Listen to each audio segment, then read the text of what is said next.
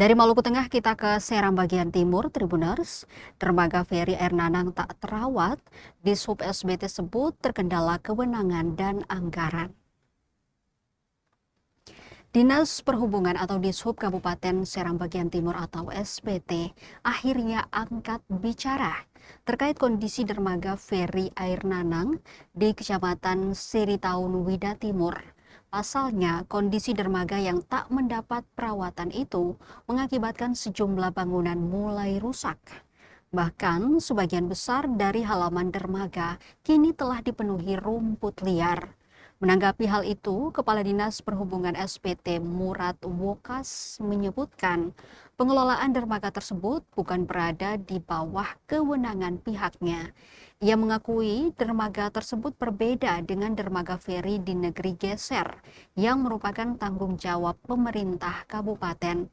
Meski begitu, dirinya mengakui kondisi dermaga saat ini belum terawat dengan baik, menyusul kebijakan pemerintah pusat terkait efisiensi anggaran. Ia menambahkan sebenarnya sudah ada langkah dari pemerintah provinsi dengan menempatkan petugas di lokasi dermaga. Namun demikian, upaya tersebut dinilai belum cukup untuk mengatasi seluruh permasalahan. Diberitakan sebelumnya, Tribuners, kondisi dermaga Feri Air Nanang di Kecamatan Siritaun Wida Timur, Kabupaten SPT terlihat sepi dan tak terawat. Pantauan tribunambon.com di lokasi Senin 16 Maret 2026, area dermaga yang seharusnya menjadi jalur aktivitas kendaraan dan penumpang justru dipenuhi semak belukar yang tumbuh di sejumlah bagian halaman.